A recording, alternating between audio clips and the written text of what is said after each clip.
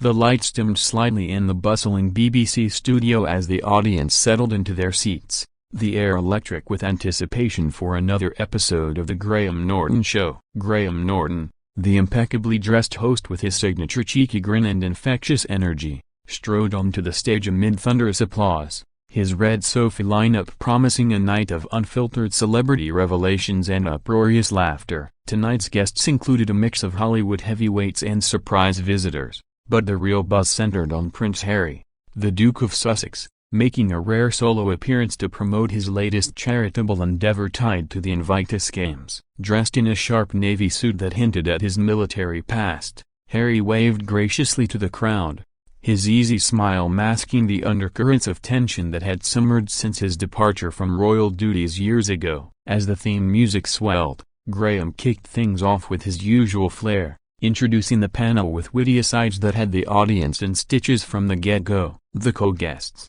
a rising comedian and a veteran actress, bantered effortlessly about their latest projects, setting a tone of light-hearted camaraderie that everyone hoped would envelop the prince as well. Little did they know, the evening was about to veer into uncharted territory, where royal decorum would collide head-on with the irreverent spirit of late-night Delhi. Graham turned to Harry first, his eyes twinkling with mischief as he quipped, "Prince Harry, or should I say, the ginger rebel who's traded crowns for cause, welcome to the sofa of secrets." The crowd roared, but Harry's chuckle seemed a touch forced, his posture straightening imperceptibly as if bracing for the onslaught of jokes that inevitably followed any mention of his post-royal life. The conversation flowed initially, with Harry sharing anecdotes from his African adventures, his voice warm and engaging as he described the raw emotion of witnessing veterans reclaim their strength through adaptive sports. The actress nodded empathetically, chiming in with her own tales of resilience on film sets, while the comedian tossed in a self-deprecating line about his own failed attempts at heroism, drawing easy laughs. Yet, beneath the surface, there was a subtle shift. Harry's responses grew measured, his glances toward the host carrying a weight that suggested deeper waters lurking just beyond the banter. As the segment progressed, Graham, ever the master provocateur, steered the chat toward Harry's memoir, Spare, which had stirred global controversy with its candid disclosures about family feuds and palace intrigues. "So, Harry, you've spilled the tea on everything from frostbitten toes to sibling rivalry, so what's the one secret you held back?" Graham asked, leaning forward with feigned innocence. The audience leaned in too, hungry for a scoop, but Harry's expression tightened, his fingers drumming lightly on his knee. He replied diplomatically, emphasizing the healing intent behind his words, but Graham pressed on, his humor laced with a sharp edge that made him a legend.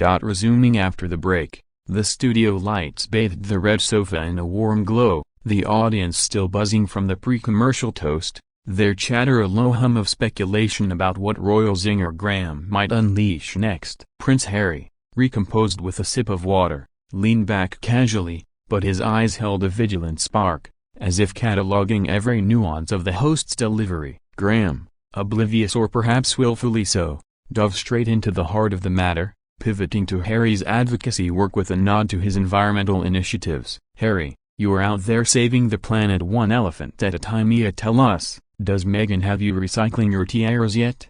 The line landed with precision, eliciting a wave of laughter that rippled through the crowd like a Mexican wave at a football match. The actress covered her mouth in mock horror, while the comedian feigned a bow to the prince, muttering, "You're recycling this." But Harry's response was a beat too slow, his smile not quite reaching his eyes as he countered, "Actually, Graham, it's about real change, not recycling old jokes." The words hung in the air, light on the surface but laced with an undercurrent of rebuke that silenced the chuckles for a split second. Graham, ever the pro, recovered with a flourish, acknowledging the point before steering toward safer waters to Harry's fatherhood joys and the simple pleasures of California life. The prince softened then, his face lighting up as he described Archie's fascination with backyard chickens and Lilibut's precocious questions about Grandpa's castle. The audience cooed collectively, the warmth genuine and disarming, pulling everyone back into the fold of shared humanity. Yet,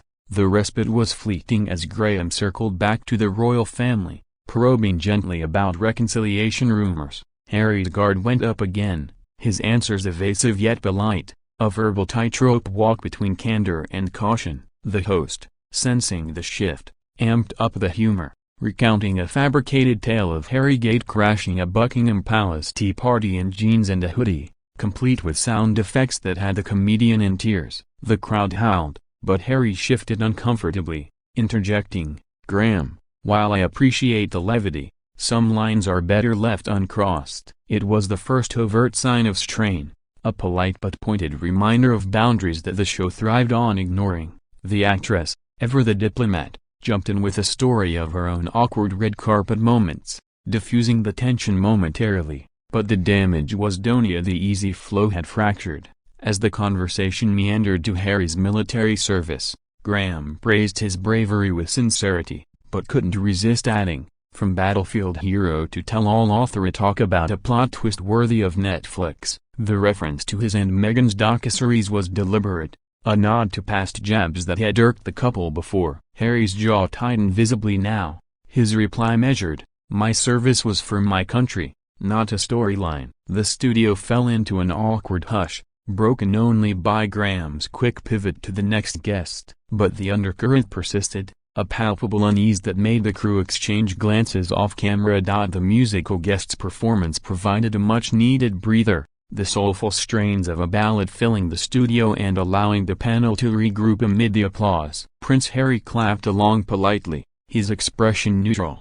But those closest to the action could see the subtle clench of his jaw, the way his eyes scanned the crowd as if gauging their allegiance. Graham Norton, wiping a mock tear from his eye at the song's emotional peak, used the moment to reset, thanking the artist with genuine warmth before swiveling back to the sofa. "Right, where were we?" "Ah, yes, saving the world, one heartfelt story at a time," he said, his voice a beacon of attempted normalcy. The comedian jumped in with a quip about the song inspiring him to call his mum, eliciting the first unforced laughs in what felt like ages. Harry joined in tepidly, but as Graham looped back to him with a question about future Invictus expansions, the prince's passion reignited, his words flowing freely about empowering the invisible wounds of war. It was a glimpse of the charismatic advocate the world admired, unburdened by jests, and for a moment, harmony ran. The actress sharing her charity work, the group nodding in unison. But Graham,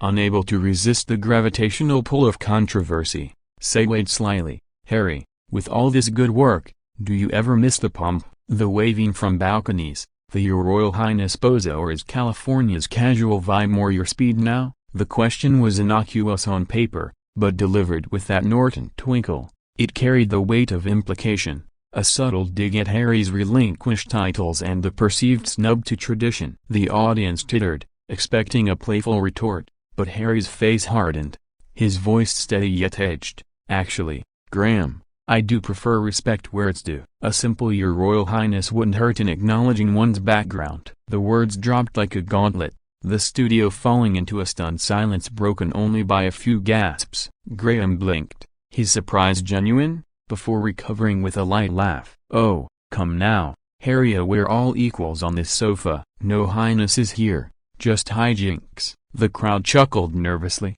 but Harry's expression didn't budge, his reply cutting through the mirth. "Equals, yes, but courtesy costs nothing. It's not about hierarchy, it's about basic decorum." The tension crackled now, visible and visceral, the comedian's wide eyes darting between the two like a spectator at a tennis match gone wrong. The actress, sensing disaster, attempted deflection with a story of her own title faux pas on set, but it landed like a lead balloon. Graham, his host instincts kicking into overdrive, tried humor as armor. "Well, if I starred with highnesses, next it'll be sirring the lot of you, sir comedian, your grace actress." Scattered laughs, but Harry's patience frayed further, his tone sharpening. "This isn't a game, Graham. My life, my service, see if they deserve more than punchlines." The audience murmured, divided between empathy for the prince's sincerity and loyalty to the show's unapologetic vibe.